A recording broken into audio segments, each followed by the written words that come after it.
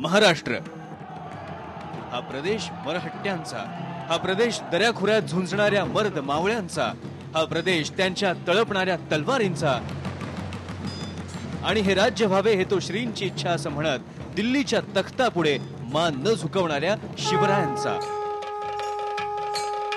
शिवराय ज्या 4 अक्षरांनी मराठी मुलखात स्फुल्लिंग चेततं, ज्यांच्या एका स्मरणानं मराठी मनांचे गाभारे अस्मितेच्या लाखो ज्योतींनी उजळून निघतात. परकीय आक्रमणाचा अंधार भेदून स्वराज्याचा प्रकाश ज्याने दाखवला तो हा जाणता राजा. म्हणूनच आम्ही ठरवलं महाराष्ट्राच्या सुवर्ण महोत्सवी वर्षातली ही दिवाळी त्याच्या तेजोमय इतिहास वाटांवर चालून साजरी करायची.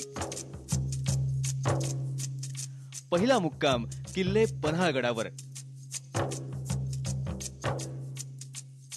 या वाटांवरचं हे ठिकाण पहिलं शिवा काशीदचं. लाख मेले तरी चालतील पण लाखांचा पोशिंदा जगला पाहिजे या भूमिकेतून आपल्या राजासाठी या शिवानं स्वतःच्या जीवाचीही पर्वा केली नाही. या पुतळ्याकडे बघताना त्यांच्या हातामध्ये एक शस्त्र आहे की जे भाल्यासारखं मला दिसतंय, पण तो भाला नाही असं तुम्ही म्हणताय. नेमकं काय आहे ते? तो विटा नावाचं शस्त्र आहे. शिवाजी महाराजांनी जसं दुर्गब्रांनीमध्ये क्रांती केली तशाच पद्धतीनं त्यांनी शस्त्रास्त्रांमध्ये सुद्धा क्रांती केली होती आणि त्यातून तयार झालेलं शस्त्र म्हणजे विटा. हे भालाच असतो, एक प्रकारचा भालाच असतो, पण त्या भाल्याला पाठीमागं दोरी बांधलेली असते, त्याला कडणी म्हणतात. आणि तो भाला फेकायचा शत्रूच्या अंगावर, शत्रूला वार करायचा आणि परत हातामध्ये घ्यायचा, अशा पद्धतीचं हे शस्त्र आहे. आणि अशी शस्त्र चालवणाऱ्यांच्या तुकड्याच्या तुकड्या मराठ्यांच्या सैन्यामध्ये होत्या. शिवकाशीदांचा सगळा इतिहास जाणून घेताना असा प्रश्न पडतो की शिवकाशीद नेमके आले कुठनं आणि त्यांचा रेफरन्स हा सगळा इतिहासामध्ये कसा आला? सिद्धी जोहरच्या छावणीमधून वेंगुर्ल्याच्या कृष्णावे नावाच्या व्यापाऱ्याला एक पत्र गेलेलं होतं. त्या पत्रामध्ये फक्त शिवाजी काशीदांचा उल्लेख येतो. त्या पत्रामध्ये सुद्धा फक्त एकच ओळ शिवाकाशीदांच्या विषयी लिहिलेली आहे आणि ते असं म्हटलेलं आहे त्याच्यामध्ये की शिवाजीचा शिवाजी नावाचा न्हावी हा शिवाजीचं रूप घेऊन पालखीमध्ये बसला आणि त्यानं शिवाजीसाठी प्राणार्पण केले. इतिहासातल्या क्षणांचे थवे असे किल्ले पन्हाळगडाच्या सुरुवातीपासूनच यायला सुरुवात झाली आणि थोडं पुढे गेल्यावर दिसते ती महाकाय मूर्ती.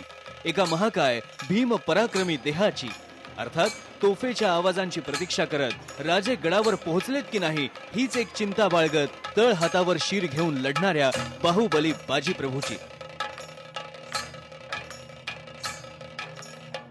गडकोट म्हणजे राज्य, गडकोट म्हणजे या राज्याचं मूळ, गडकोट म्हणजे खजिना, गडकोट म्हणजे सैन्याचं बल, गडकोट म्हणजे राजलक्ष्मी, गडकोट म्हणजे आपली वसती स्थानं, गडकोट म्हणजे सुखनिद्रागार, किंबहुना गडकोट म्हणजे आपले प्राणरक्षण.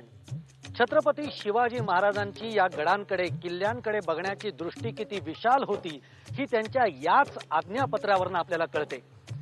खरं तर हे किल्ले हे गड म्हणजे महाराष्ट्राला लाभलेलं एक वैभव आहे, तो एक अमूल्य ठेवा आहे. कोल्हापूर शहराच्या वायव्य दिशेला 21 किलोमीटर अंतरावर पन्हाळगड दिमाखात उभा आहे. गडाचा विस्तार खूपच मोठा, इतका की तालुक्याचं गावच गडावर वसलेलं आहे. पन्हाळगडावर असणारी तालुक्याची गावं, तिथली घरांची रचना, हिरव्यागार शालीनं आच्छादलेला गडाचा परिसर आपलं मन मोहून टाकतो. डोंगरांवर किल्ले बांधण्याची कल्पना कशी सुचली असावी याचं कुतूहल सुद्धा जागं होतं. महाराष्ट्रामध्ये गडांचे किती प्रकार आहेत? असे गडांचे प्रकार तसे 16 आहेत, पण त्यातले प्रमुख प्रकार 4. पहिला म्हणजे गिरिदुर्ग, आपला जसा हा पन्हाळगड आहे तो गिरिदुर्ग म्हणतात त्याला. दुसरा येतोय भुईकोट किल्ला, कोट म्हणतात त्याला, जो प्लेन जमिनीवर असतो तो. तिसरा प्रमुख प्रकार आहे म्हणजे जंजिऱ्याचा किल्ला. जंजिरा म्हणजे जो समुद्रामध्ये असतो तो, पाण्याने वेष्टलेला, सिंधुदुर्ग सारखा किल्ला. आणि चौथा प्रकार आहे तो वनदुर्ग म्हणून असतात, म्हणजे ज्या किल्ल्याच्या भोवतीनं मैलोन मैल जंगल असतं तो प्रकार म्हणजे वनदुर्ग. वनदुर्गाचं असं कोणतं एक्झाम्पल तुम्ही देऊ शकता? तसं बघायला जावळी हे वनदुर्गाचं खूप चांगलं उदाहरण होतं, ते शिवपूर्व कालामध्ये. आणि तसा वासोट्याचा किल्ला सुद्धा आहे, ओके. व्याघ्रगड. गडांवर किल्ले बांधण्यामागचं काय प्रयोजन आहे, काय त्याची भौगोलिक कारण आहे? सगळे जे सह्याद्रीच्या घाटमाथ्यावरचे जे किल्ले आहेत ते सगळे किल्ले हे कोकणातून देशावर येणाऱ्या ज्या घाटवाटा होत्या त्या घाटवाटांवर नियंत्रण करण्यासाठी बांधलेले आहेत.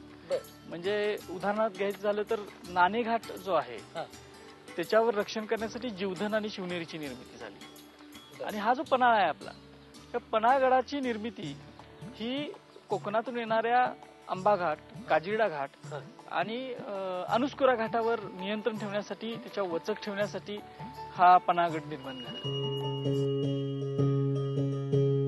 पन्हाळगडाला खूप प्राचीन इतिहास आहे. पूर्वीच्या काळी ब्रह्मगिरी, पन्नगालय, परशराश्रम, पराशरगड, पद्मालय, पणाल पर्वत आणि पनालगड अशी अनेक नावं प्रचलित होती. या गडाची रचना सातवाहन काळापासून झाली असावी. राष्ट्रपूत, चालुक्य, शिलाहार, यादव या घराण्यांनी गडावर राज्य केलं. शिलाहार घराण्यातील राजा भोज याला पन्हाळ दुर्गची तटबंदी बांधण्याचं श्रेय दिलं जातं.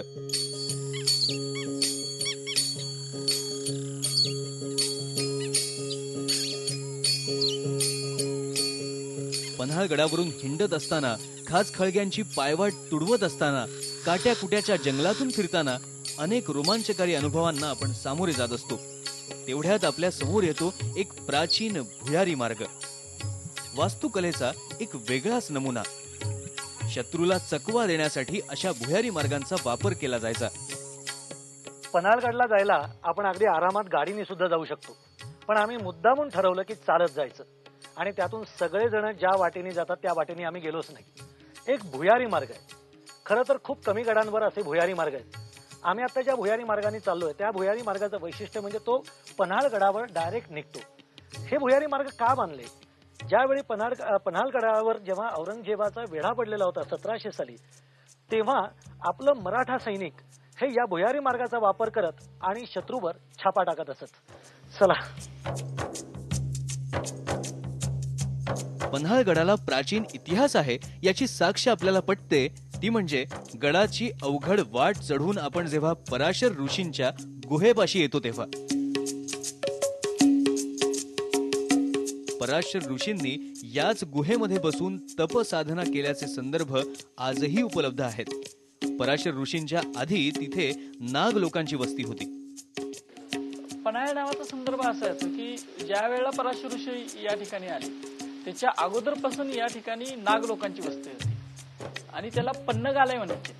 पन्नग म्हणजे नाग आणि आलय म्हणजे त्यांचं घर, आणि त्याच्यावरूनच पन्हाळा हे नाव पडलं असावं असं वाटतं. आणि हा बंदिस्त झरा, याला नागझरी असं म्हणतात. इथलं पाणी उन्हाळ्यातही आटत नाही. या पाण्यामध्ये लोह आणि खनिज असल्यामुळे हे औषधी समजलं जातं. इथे फारसी भाषेत एक शिलालेख असून त्यामध्ये दाऊद आका या आदिलशाहीतील वास्तुविशारदानं असा झरा बंदिस्त करून एक धर्मकार्य केलंय असं म्हटलेलं आहे.